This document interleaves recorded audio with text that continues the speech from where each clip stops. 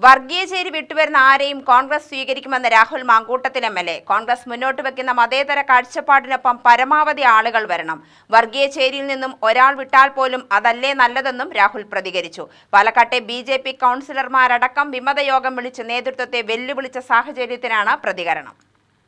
ബി.ജെ.പിക്കകത്തെ പ്രശ്നത്തിൽ പ്രതികരിക്കുന്നില്ലെന്നും അത് അവരുടെ ആഭ്യന്തര വിഷയമാണ് എന്നും പറഞ്ഞ രാഹുൽ വർഗീയ പാർട്ടികൾ വിട്ടുവരുന്ന ആരെയും കോൺഗ്രസ് സ്വീകരിക്കുമെന്നും കൂട്ടിച്ചേർത്തു. നിലവിൽ ബി.ജെ.പി. കൗൺസിലർമാരുമായി താൻ ചർച്ച നടത്തിയിട്ടില്ല. സന്ദീപ് വാര്യർ ചർച്ച നടത്തിയോ എന്ന കാര്യം തനിക്കറിയില്ല. പാലക്കാട്ടെ ബി.ജെ.പിയിലുണ്ടായിട്ടുള്ള നേതൃചൂഷണത്തിൽ വലിയ ശതമാനം ആളുകൾക്കും അനുഭാവികൾക്കും നേതാക്കൾക്കും എതിർപ്പുണ്ട്. അതിന്റെ പ്രതിഫലനം പാലക്കാട് ഉപതെരഞ്ഞെടുപ്പിൽ കണ്ടതാണ് എന്നും രാഹുൽ മാങ്കൂട്ടത്തിൽ പറഞ്ഞു.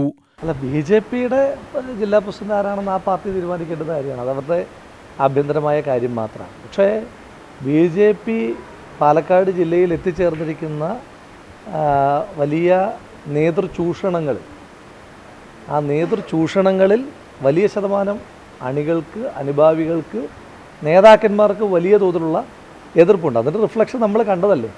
പാലക്കാട് നിയമസഭാ ഉപതെരഞ്ഞെടുപ്പിൽ നമ്മളെല്ലാവരും കണ്ടതാണ് അവർക്ക് എത്രമാത്രം ബി.ജെ.പിയോടുള്ള ആൻറ്റി ഇൻക്യുംബൻസി എത്രമാത്രം അവരുടെ പ്രവർത്തകർക്ക് തന്നെ ഉണ്ടെന്ന് നമ്മൾ കണ്ടതാണ്.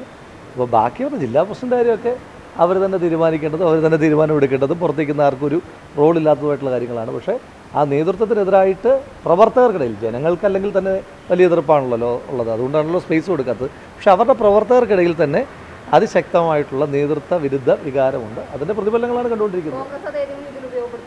അല്ല, നമ്മളങ്ങനെ എന്തിനേലും ഉപയോഗപ്പെടുത്തുന്ന ഒരു ശൈലിയില്ല.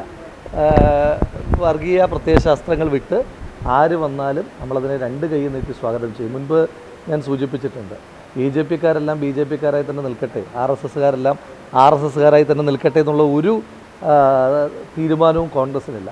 പരമാവധി ആളുകൾ കോൺഗ്രസ് മുന്നോട്ട് വയ്ക്കുന്ന മതേതര കാഴ്ചപ്പാടിനോടൊപ്പം പരമാവധി ആളുകൾ വരണം. ബി.ജെ.പി. വിടണം, ആർ.എസ്.എസ്. വിടണം. അത് ഏത് ആർ.എസ്.എസ്. നേതാവ് പാർട്ടി വിട്ടാലും അവർ ആ വർഗീയ ചേരിയിൽ നിന്ന് ഒരാൾ കുറഞ്ഞാൽ അത്രയും നല്ലത്. അതാണല്ലോ മതേതരത്വത്തിൻ്റെ വിജയം. അതിനെ സ്വാഗതം ചെയ്യും.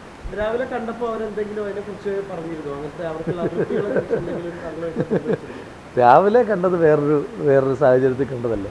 അതും ഇതുമായിട്ട് ബന്ധിപ്പിക്കണം എന്നില്ല.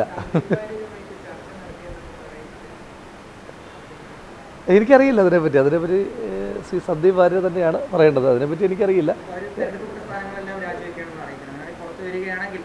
ഞാൻ പറഞ്ഞല്ലോ, വളരെ കൃത്യമായിട്ടല്ലേ പറഞ്ഞത്. ഈ ബി.ജെ.പി. ഇപ്പം അവരെല്ലാം നമ്മളോടൊക്കെ സംസാരിക്കുമല്ലോ. സ്വാഭാവികമായിട്ട് നമ്മളെല്ലാം പൊതുപ്രവർത്തകരാകുമ്പോഴുള്ള വർത്തമാനങ്ങളുണ്ട്. പിന്നെ മാത്രമല്ല, പാലക്കാട് ഇങ്ങനെ മാറുകയാണല്ലോ. പാലക്കാട് മാറുമ്പം പാലക്കാടിൻ്റെ പുതിയ വികസന കാഴ്ചപ്പാടുകൾക്കൊപ്പം കുറേയേറെ ആളുകൾ, ഞാൻ ഈ തെരഞ്ഞെടുപ്പിൻ്റെ സമയത്ത് സൂചിപ്പിച്ചത് ഞാനിപ്പോൾ ഓർമ്മപ്പെടുത്തുന്നു. ശ്രീ സന്ദീപ് വാര്യർ ഒരു പേരല്ല, അല്ലെങ്കിൽ ഇനിയും വരാൻ പോകുന്ന ഒരുപാട് കാര്യങ്ങളുണ്ട്. കാരണം പാലക്കാട് മാറുകയാണ്.